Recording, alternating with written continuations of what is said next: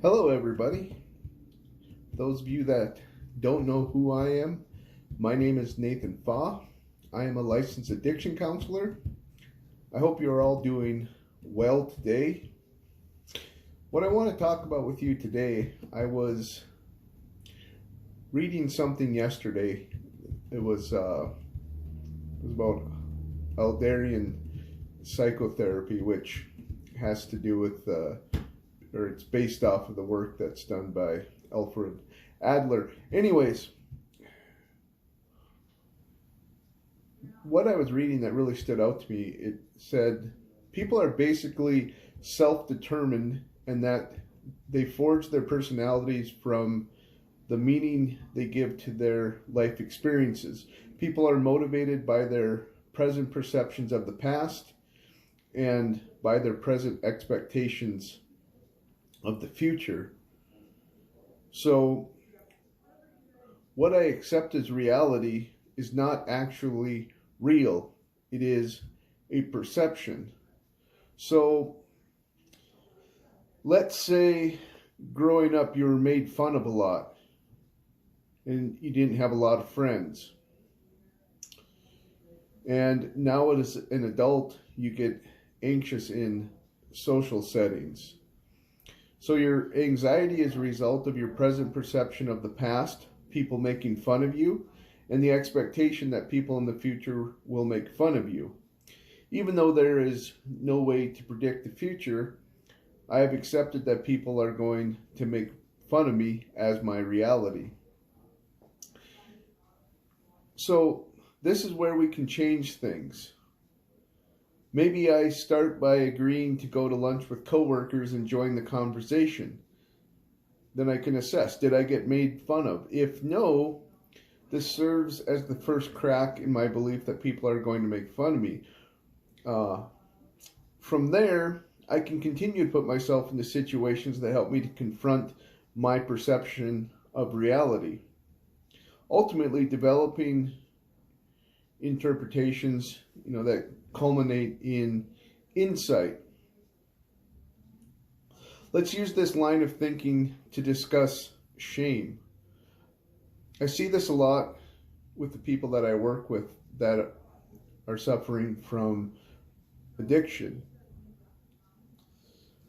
The idea is, simply defined, shame is basically, I've done bad things, so then I must be a bad person.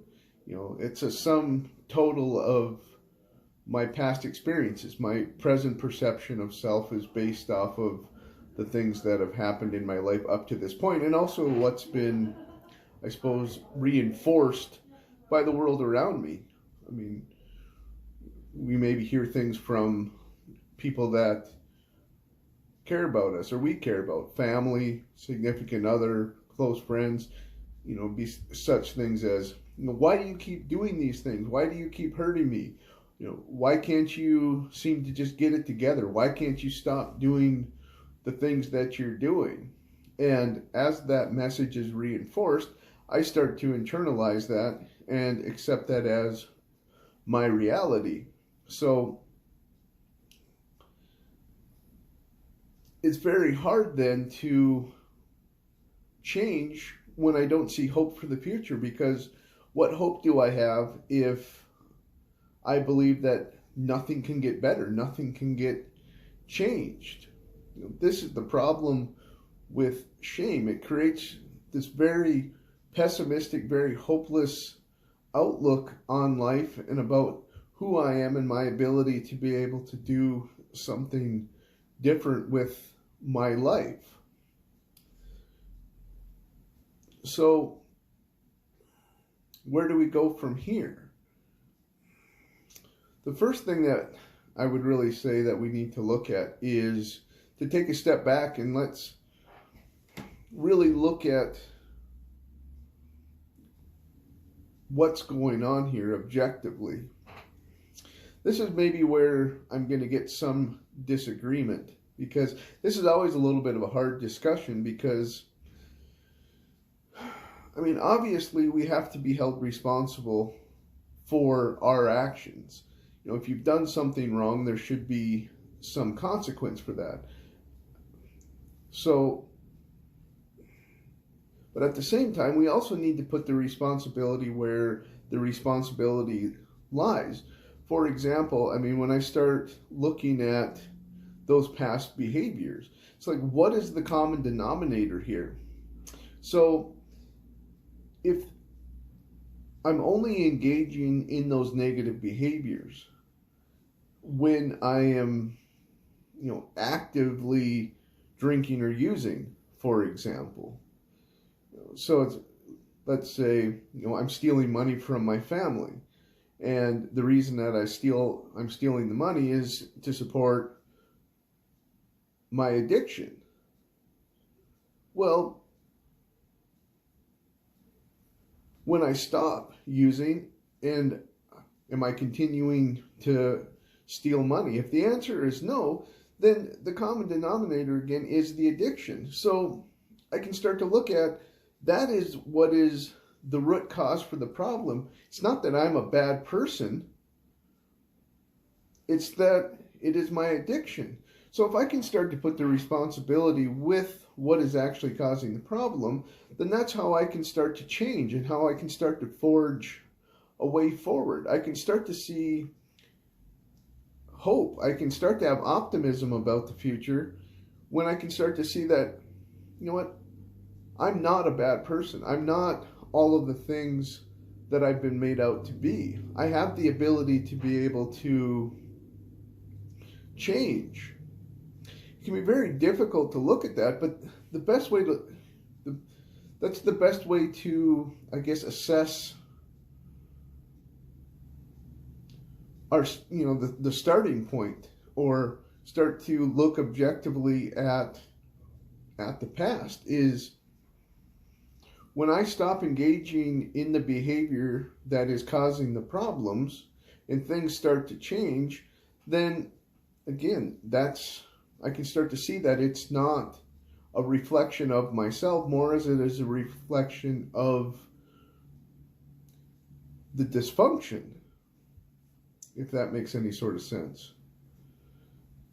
I guess I can relate to this personally. I look to, a lot of the choices, a lot of the things that were happening to me when I was younger, especially when I was a teenager and into my early 20s. I mean, I made a lot of mistakes. I did a lot of things wrong, and it was really easy to kind of get caught up into that and to not think that there was anything more for me. I mean, I remember I went to school in Wapton, which is a good school, but I went into welding, and part of the decision for doing that was because I didn't think that I was capable of doing anything more. I didn't think that I was smart enough to, actually go to college or actually pursue something that maybe more interested in, or I found more interesting.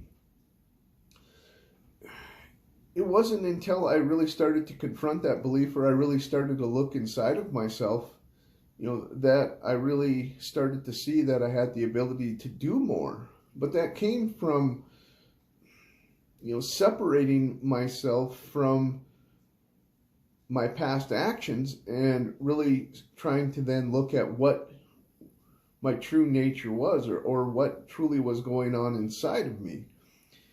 It was not an easy thing to do, and I would even say, honestly, at the time, I maybe wasn't even entirely doing it consciously as compared to now when I look back on it, and, I can look at it more objectively.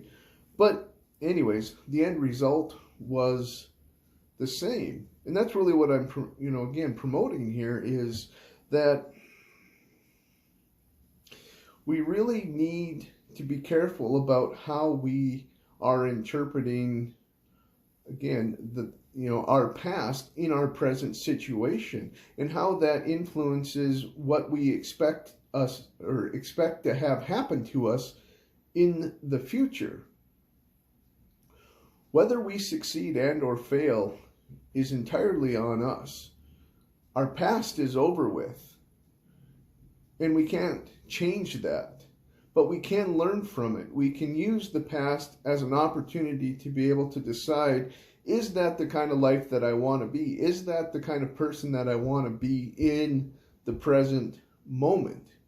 We also can't look too far into the future because it hasn't happened yet. We can invest a lot of time and energy and anxiety into thinking about tomorrow and forget that we need to live today, that we need to take care of what is going on right here, right now, in the moment. Today is all that we have. And I can make decisions today that can set me up either for success or failure. The decision is mine. So, that, I guess, is really where I'll leave this video for today. Thank you for your time.